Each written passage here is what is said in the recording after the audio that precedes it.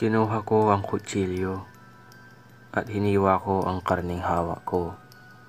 Sariwang-sariwa pa kaya nakakasiguro akong masarap ito. Sana mapasaya ko siya.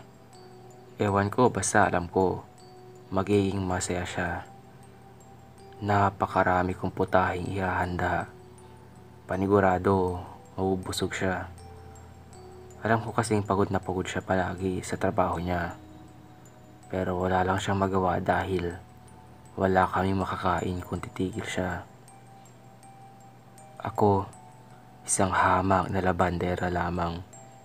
Wala akong trabaho dahil hindi naman ako nakapagtapos ng pag-aaral. Ayan, luto na. Luto na ang sinigang. Hihintayin ko na lang si JM, ang asawa ko. 7:00 na pero wala pa rin siya. Ilang oras ako naghihintay sa labas kaya naisipan ko na lang pumasok at dito siya hintayin.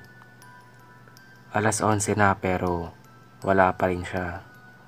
Ano kaya nangyari doon? Hindi ako kinakabahan dahil alam kong may rason yun para magabihan ng dating. Minsan kasi nag-overtime yun. 1:00 na wala pa rin JM na dumadating. Nasaan kaya yun? Hindi ko na kaya maghintay. Matutulog na lang ako. 8:00 na ng umaga nang magising ako. Agad ko siyang hinanap pero wala.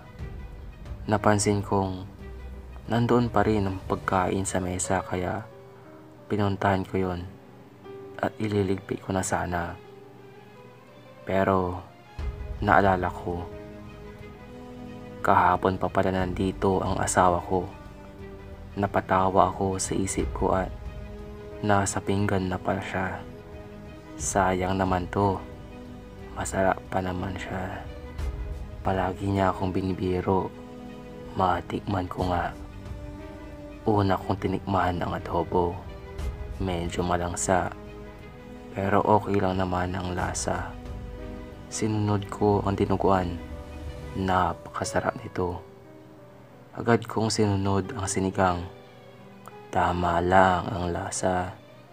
Tama lang ang timpla. Masarap pala akong magluto. Masarap pala ang asawa ko.